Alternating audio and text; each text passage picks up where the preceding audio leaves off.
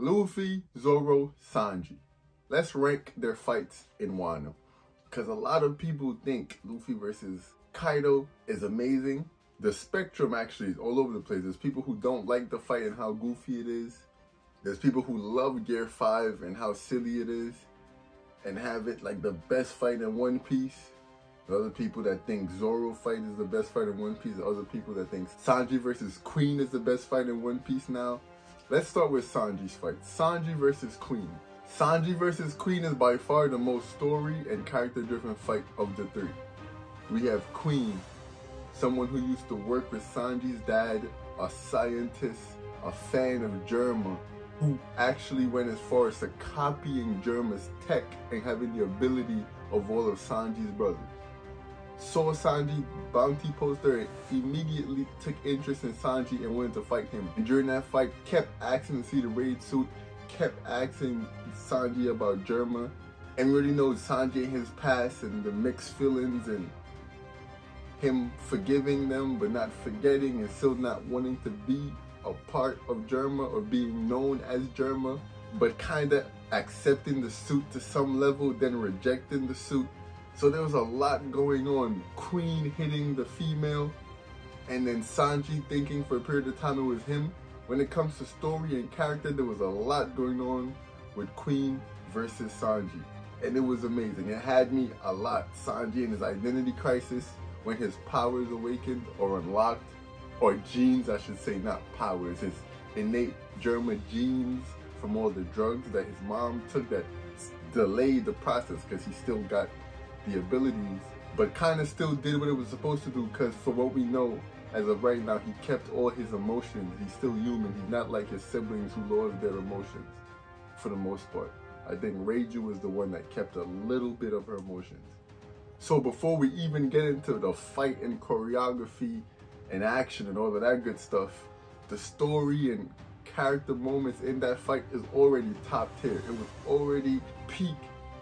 I can't say it had me the most because Zoro and King, they was doing their thing.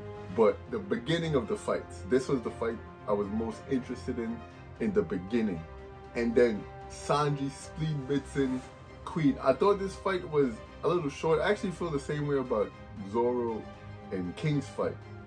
But Sanji and Zoro's fight both felt a little short to me. Especially after Sanji awakened or unlocked his genes. It didn't take too much long after that for Sanji to put Queen away, which was damn near impressive because you know the Zoans, their durability. For Sanji to be able to put one of them away that easily and still be okay afterwards, he was still able to go and help save the females of the pleasure hall. While Zoro, after his fight, he was done, tuckered out. Obviously, he took more damage from before his fight, but I still think that was like interesting, seeing Sanji up and about, kind of joking around with his cigarette and again getting wet and he couldn't smoke, while Zoro was just done for. I think that mostly just showed the gap between Queen and King, because after that, I think we all should agree, King seems to be significantly stronger than Queen. Queen don't seem to be like a power guy, kinda. He's a scientist, he has his techs, he has his viruses and diseases, he has his weapons, but straight up power-wise and as a fighter, he's not really the best, so it kind of makes sense. And I thought this was an amazing fight. And then we have Zoro versus King. I actually thought this fight was just a little bit better animated than Sanji versus Queen, and watching Zoro being on the back leg like this for the first time, and I can't remember when, if ever. Mihawk? Was Mihawk the last person that had the upper hand on Zoro like this? It might have been, which is wild because that's Baratie. Since then, Zoro really been either stronger or just as strong, or something else was the problem with his fights. Like Pika, it was just him kind of getting his observation a little better and finding Pika. But we know Pika didn't have anything to put Zoro down, and he wasn't going to lose. It was just how long it's going to take him to figure out Pika's ability. And then you have main villains like Porgy Jones that Zoro actually could have beaten and had the upper hand on underwater, where Porgy is the strongest. So this might have been the first time since Mihawk that Zoro was on the back leg for a significant amount of time, getting his ass beat until he figured out how King powers worked. And then once that happened, we have one of the most, if not the most beautiful final sequence to a fight in One Piece. I think that's where I am right now. That Zoro and King final flash may have been the most beautiful animated thing I've seen in a One Piece today. When it comes to like tension and would he lose?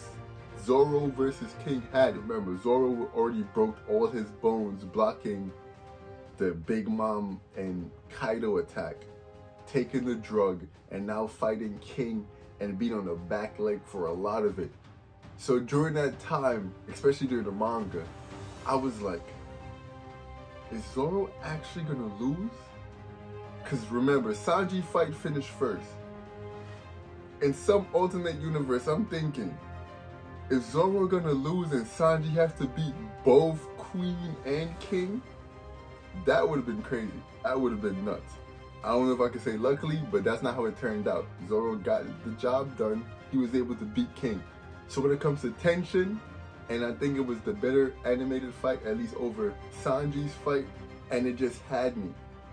This was the person I was most worried about, Zoro. He was the person I was most worried about losing. If anyone was gonna lose, at least me. You kind of have the feeling that Luffy is gonna be okay. Everything is riding on him. He wins, you can kind of just fix everything else. We got faith in Luffy. Zoro been through a lot. I was worried about Zoro. Now this one, by far, the most fun fight ever. Seeing Luffy do craziness for the latter half of this fight was amazing and fun. And one of my personal takes for me, you can hate it, you can love it. If you don't appreciate Gear 5, I think you don't understand One Piece as a show, Oda as an author, or Luffy as a character. It's a little gatekeeping. I know, I get it. I apologize, but that's just how I feel. Luffy, who is all about freedom, being able to do whatever he wants. It just fits. It's like, as a One Piece fan, that's the reason I love Gear 5. Because I have mixed feelings about Gear 5 for other things. But just the freedom aspect of what it is and the Joy Boy thingy, which I kind of don't like, but I like at the same time because of what it means. It's Luffy being able to fight exactly how he want to fight. Luffy as a kid was talking about freedom and being able to do whatever you want to do. So for that reason, Gear 5 and the goofiness of it, One Piece as a whole is a goofy show. Luffy is a goofy character. His peak being goofy is just perfect. And for what Oda was going for. Because I had to admit, this fight, I felt no desperation. I didn't feel like Luffy was in trouble, even though he lost before, kept coming back. The last fight, Gear 5 and all that, I didn't think Luffy was going to lose. I didn't feel desperation. But I also think Oda didn't want us to feel desperation. He said he wanted to go away from the traditional serious fights that manga tend to have, and kind of what happened with Zoro and Sanji, to make this one a little bit different. So Luffy versus Kaido wasn't supposed to feel desperate, or the tension wasn't really supposed to be high. This is supposed to be one of those, just an exciting, wild fight, which it was. It was fun. It was extremely fun and entertaining. And then the end, my biggest gripe with this fight is the people of Wano flashback of showing us all they've been through. That kind of adds a little sadness and a little desperation and a little, this is what we're fighting for kind of feel. But it clashed with the previous feeling of no desperation and just fun. Of like, I get it. Obviously, we've seen what Wano been through. I get it. But in this moment, I can't really feel and appreciate it because it's clashing with this upbeat, lighthearted fight that we've been watching. So at the end, when they kind of showed that, it was kind of a miss for me because I'm like, hey, I kind of really don't feel for them at this moment because I'm too busy watching Luffy have fun fighting Kaido. And that's what Oda was going for. So at the end, these two themes end up clashing and taking just a little bit of the fight for me. Animation-wise, Luffy catching the lightning, throwing the ground over his head, doing the little ziggy-zag thing. There was a lot going on in this fight. This fight was just amazing. When he lost Gear 5 and did the heartbeat thing, it went all out for Luffy versus Kaido. So I feel like I have to say this was the better animated fight of the three, or of anything in One Piece so far. It was gorgeous. It was amazing. Luffy moonwalking down. They was having a good time with Luffy versus Kaido. And as a fight in its entirety, I think I have to say this was the better animated fight. The ending of Zoro vs King was the most beautiful end sequence, I believe. And then you have Sanji vs Queen, which had the most story and character. So how do we rank it? How do we rank it? This is one of them, I feel like if I was to remake this video tomorrow, I might change my answer. But for right now, Zoro vs King 1, Luffy versus Kaido as the second, and Sanji versus Queen number 3. Because as amazing as Sanji versus Queen was, and as filled with character and story that Sanji versus King was, and as much as I enjoyed it, Luffy versus Kaido was just monumental, and Zoro versus King was just too beautiful for me. Like, we have the reveal of Gear 5. Joy Boy, you know how much the journey it took to get here? Luffy awakening his devil fruit, getting just this much closer to being a fully top tier, awakening his devil fruit. That's like amazing. We was waiting for this years, since Dressrosa. What would Luffy awakening be? The questions, the theories, all of this came together. Kaido hybrid, all his forms and antics, drunken Kaido, Kaido lava dragon, or magma dragon, whatever the official name was. There was all just a lot going on. It's just too much. It was just too much hype, too much fun, too much laughter. I don't think I've laughed more during Luffy versus Kaido than watching other comedy animes of just joy and seeing Luffy do Luffy things at the highest level. And number 1, Zoro versus King, mainly because of the desperation. And this is Zoro. We know how Zoro get down. We know how Zoro get down, and for the first time in a long time, someone put him on the back leg for an extended amount of time during the fight and had us worried that Zoro was actually gonna lose. For him to win in the most beautiful way possible.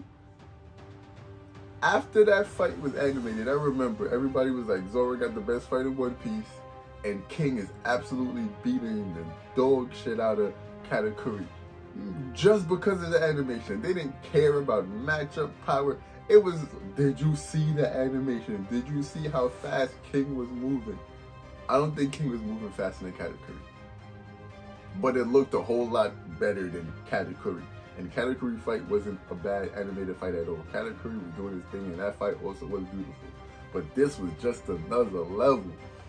So for my ranking, I got Zoro versus King 1, Luffy versus Kaido 2, sadly Sanji versus Queen 3 on a debatable list. Let me know what was your list. How did you rank the fights? Do you think I'm bugging? Tell me why I'm bugging. This is what we here for. Tell me I'm wrong.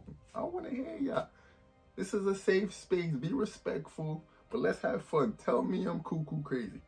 Tell me why Luffy versus Kaido is the worst fight in One Piece, so I can disagree and we can argue back and forth in the comments. Tell me why. Tell me why Sanji actually has the best fight of the 3, and then we can go back and forth in the comments. Thank you for watching. Like, comment, subscribe. Yeah, I know that you gon' say, 'cause you need something real, for real.